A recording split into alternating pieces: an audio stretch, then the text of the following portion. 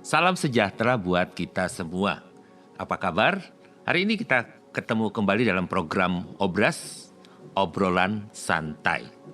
Ya sahabat, saya dapat masukan dari teman yang rindu untuk dibahas pentingnya seorang pemimpin yang bisa membawa kesuksesan, perubahan ke arah lebih baik, dan seperti apa pemimpin itu seharusnya. Oke ya. Jadi kalau kita memikirkan pemimpin, tentu saja setiap orang akan menentukan pilihannya sesuai dengan keinginannya. Kadang juga bisa berdasarkan like atau dislike. Dia suka atau tidak. Sekalipun orang itu punya kemampuan, kalau dia tidak suka, dia tidak milih. Kadangkala karena orang itu dia suka, dia tetap milih sekalipun orang itu tidak punya kemampuan. Jadi istilahnya adalah suksesor. Ya, suksesor itu artinya penerus atau pengganti. Siapakah penerus selanjutnya? Siapakah yang akan menggantikan? Baik sahabat, ketika kita memikirkan seorang penerus atau pengganti, saya melihat ada beberapa situasi, khususnya bidang yang seringkali membutuhkan pengganti atau penerus. Yang pertama adalah di bidang perusahaan atau organisasi. Ketika seorang pemimpin atau ketuanya organisasi itu pensiun atau juga ingin berhenti, ya, maka harus diambil sebuah pilihan. Siapakah orang yang akan mengambil alih tugas sebagai pemimpin? Ya, yang harus melanjutkan adalah seorang yang punya kemampuan. Dia harus mampu mempertahankan visi misi dari perusahaan. Dia mampu membuat inovasi-inovasi, dia mampu mengatasi tantangan-tantangan yang ada. Nah, itu di bidang perusahaan atau organisasi. Yang kedua juga itu di bidang pendidikan. Tidak kalah pentingnya jika ada seorang kepala sekolah atau katakan rektor, ya, kemudian beberapa dosen atau guru memasuki masa pensiun, ya, di mana mereka akan berhenti dari tugas mereka karena usia. Nah, jadi untuk memilih siapakah yang akan menggantikan, tentu saja penggantinya juga harus punya kemampuan. Paling tidak kemampuannya sama, atau ya bila perlu lebih baik lagi, gitu ya. Jadi mampu mempertahankan standar dari pendidikan, baik itu pendidikan rendah, menengah, atas dan tinggi, kemudian juga mampu membangun hubungan yang baik, baik kepada sesama pengajar, kepada siswa atau mahasiswa, dan dia dapat melanjutkan pendidikan yang intensif, ya, yang bermanfaat dan berkembang. Itu di bidang pendidikan. Nah, bagaimana di bidang keagamaan? Sama juga. Ya, komunitas keagamaan membutuhkan seorang pemimpin rohani. Katakanlah sebutannya ada romo, ada pastor, ada pendeta. Ya, demikian pula mungkin ada ulama dan lain sebagainya. Akan dipersiapkan seorang suksesor yang akan melanjutkan pelayanan kepemimpinan. Ribet ya. Kepemimpinan secara luas gitu ya, spiritual. Dia harus memiliki kualitas rohani yang tentu baik dan sangat baik. Dia bisa membimbing, ya, menuntun, memimpin jemaat. Dia bisa mengajar firman Tuhan dengan baik. Dia bisa melanjutkan karya-karya sosial, ya, ibadah-ibadah keagamaan dengan baik. Jadi di bidang keagamaan juga butuh seorang suksesor. Apalagi, nah, tidak luput juga di bidang dari sebuah keluarga. Dalam keluarga, ketika orang tua memasuki usia lanjut atau meninggal dunia, anak-anak seringkali menjadi suksesor dalam menjaga, memimpin keluarga, mengambil tanggung jawab, mempertahankan nilai-nilai keluarga, merawat anggota keluarga yang lain, dan melanjutkan tradisi-tradisi dari keluarga yang sangat berharga.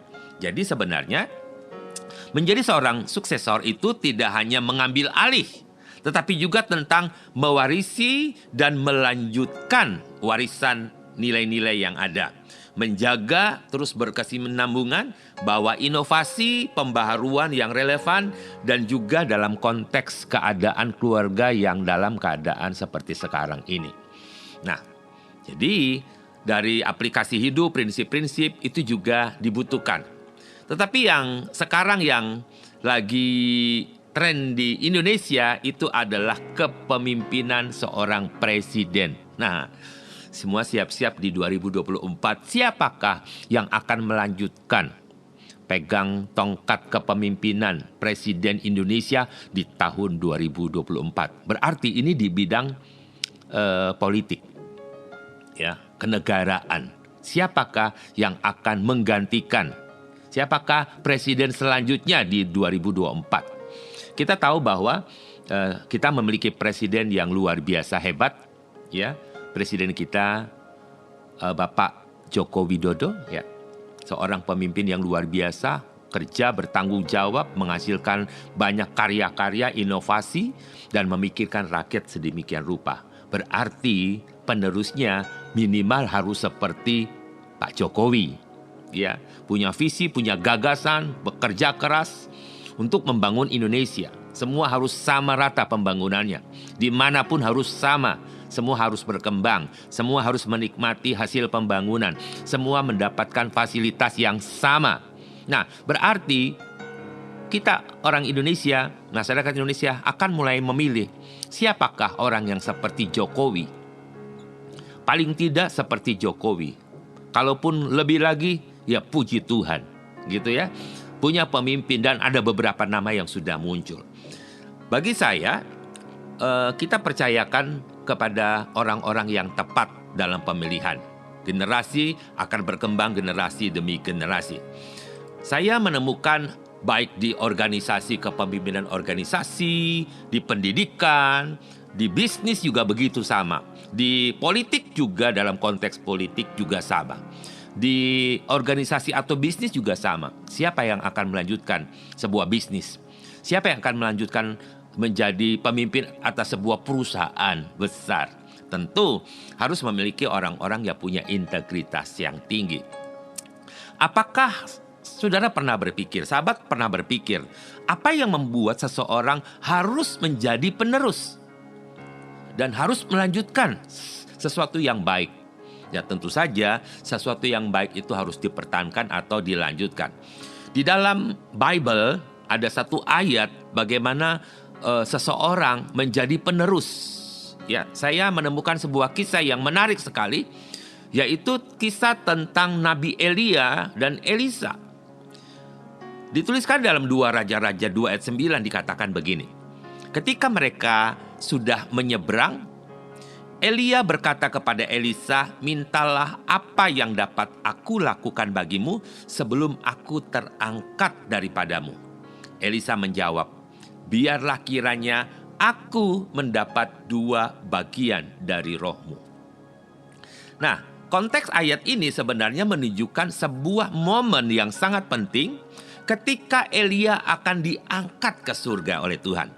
Dan Elisa yang akan menggantikan suksesor penerusnya memohon untuk bisa mendapatkan 2 bagian dari roh Elia. Elisa mengakui bahwa dia adalah penerus daripada Elia. Dan kemudian dia minta untuk mewarisi roh itu. Dia minta untuk dapatkan karunia kepemimpinan, untuk punya kuasa agar dia dapat menghadapi segala sesuatu tantangan ke depan seperti Elia lakukan. Nah, sahabat, kita tahu bahwa ini sangat penting untuk menjadi seorang pemimpin. Jadi bukan karena punya uang saja, tidak. Bukan karena dia terkenal saja, tetapi dia punya integritas, dia punya kejujuran. Kapasitasnya, semua kemampuannya berkenan untuk melanjutkan sebuah perkembangan di masa yang akan datang.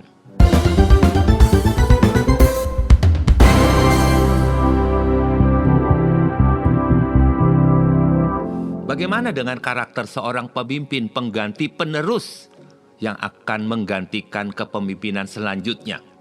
harus memiliki karakter yang baik tentunya ya, yang diperlukan menjadi seorang suksesor atau penerus yang efektif dalam setiap keadaan apapun, baik itu perusahaan, di politik, di pendidikan, di keluarga, di bisnis. Maka yang dibutuhkan yang pertama adalah kesetiaan dan ketaatan. Orang yang setia, orang yang taat, orang yang takut akan Tuhan, ini penting sekali memiliki karakter ini untuk menjadi seorang pemimpin. Dia dewasa rohaninya, nggak kanak-kanak ya, nggak gampang menyerah. Orang dewasa itu tidak gampang menyerah. Dia juga punya komitmen. Kalau maju, ya kalau datang. Kalau nolong ya nolong. Dia juga punya kasih yang tulus. Dia tidak milih-milih orang, ya. Bukan karena partainya dia akan tolong, kalau bukan partainya dia tidak tolong, nggak gitu. Bukan karena seagama ditolong, yang nggak seagama nggak ditolong, tidak juga begitu. Bukan karena dia kaya didekati, yang tidak kaya dibuang, tidak juga begitu. Dia punya hati yang tulus, dia punya hati yang mengasihi, ya. Dia punya hati untuk melayani, dia turun ke kepada rakyat. Dia mencium keringatnya rakyat, dia tahu sendiri betapa susahnya rakyat itu. Dan dia punya keyakinan yang kuat, khususnya dia punya iman kepada Tuhan, ya. Tugasnya itu berat loh, ya sahabat. Dia harus meneruskan, memperluas pekerjaan, mengembangkan, dimulai dari generasi demi generasi. Dia harus juga bisa mengajar, membimbing. Nah, terlebih dalam kepemimpinan gereja, bisa ngajar firman Tuhan, membimbing, mengayomi, kasih makan domba-domba, ya, jemaat, kemudian melindungi jemaat. Pokoknya itu jadi teladan deh, pokoknya. Dia jadi teladan, benar-benar. Dia disayangi, dia bangun hubungan yang begitu erat. Dia melayani, dia juga membantu. Dia menginspirasi, dia juga memotivasi. Tentu saja ada tantangan. Untuk menjadi seorang pemimpin yang selanjutnya yang akan menggantikan, biasanya ada banyak godaan. Apa sih, Pastor, godaannya? Rasa sombong. Bisa loh itu rasa sombong, ya, karena dia memiliki tanggung jawab besar, dia mulai sombong, dia besar kepala, ya, dia mulai merasa dia jalan, nggak lagi nginjak tanah. Akan ada tekanan, jangan nyerah kalau jadi pemimpin, sekalipun banyak tantangan, ada standar dunia yang dipakai sebagai sebuah ukuran, ya, jangan nyerah, tanggung jawab dikerjakan dengan luar biasa. Rasa takut ada nggak? Ada, walaupun pemimpin hebat, walaupun punya pengawal, walaupun ada orang sekitar kita, pasti juga ada rasa takut, ragu-ragu pasti ada. Tetapi bagaimana cara menghilangkan keraguan ini? Ya tentu saja, ketika Elisa, ya, menggantikan Elia, dia mendapatkan jubah Elia, dia memukul itu sungai Yordan dan terbelahlah.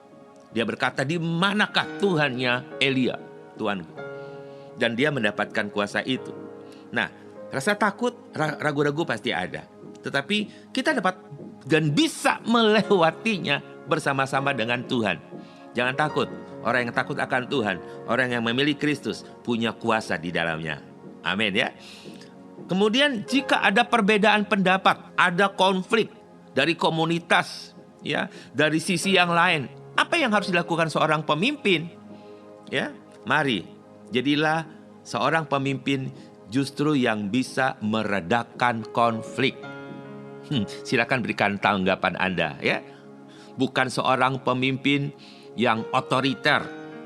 Jika ada lawannya tidak setuju, wah, habis mereka. Tidak, tetapi dia justru seorang pemimpin yang justru bisa meredakan konflik. Perbedaan pendapat itu wajar, pasti ada. Tapi bagaimana seorang pemimpin bisa membuat perbedaan itu menjadi sesuatu yang beragam dan dihormati. Terus apalagi tantangannya? Bisa kehilangan fokus loh, ya. Bisa kehilangan gairah loh.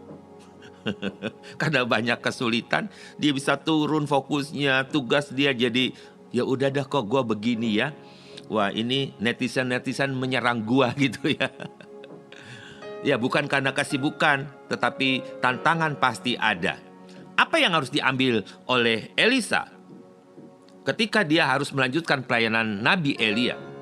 Dia membangun hubungan erat dengan Tuhan, dengan Elohim, melalui doa, melalui firman yang dia dapatkan dari Elohim kepada dia. ya, dia membangun komunitas. Dia juga punya ada murid-murid para nabi yang lain. Dia membangun hubungan dengan orang Israel. Bahkan ada seorang janda yang berani datang kepada Elisa mengadukan apa yang dialami tentang hutang. Ada seorang juga yang kehilangan mata kampak dan dia mengadu kepada Elisa. Jadi dengan kata lain, seorang pemimpin yang akan melanjutkan, jangan ngumpet, jangan sembunyi. Mari dengar aduan apa yang ingin disampaikan oleh masyarakatmu, bawahanmu. Ya, mengembangkan keterampilan, ya, berpartisipasi secara aktif, menggunakan pengalaman yang kita punya dan pengetahuan untuk membantu dan mendukung banyak orang lain. Jadi, saya menemukan beberapa contoh di Bible. Kalau tadi tentang Elisa dan Elia, yang kedua Musa dan Yosua. Setelah masa Musa selesai, maka dipilihlah Yosua. Kenapa? Musa adalah pemimpin besar Israel. Ya, dia yang telah membawa keluar bangsa Israel keluar, dan mereka sedang ada dalam padang gurun dalam perjalanan menuju ke tanah perjanjian, yaitu tanah Kanaan. Musa pemimpin besar Israel, membawa Israel keluar dari perbudakan di Mesir. Ketika Musa mendekati akhir hidupnya, Elohim, Yahweh, memilih Yosua sebagai suksesor pengganti yang meneruskan Musa untuk memimpin bangsa Israel sampai masuk tanah perjanjian. Yes.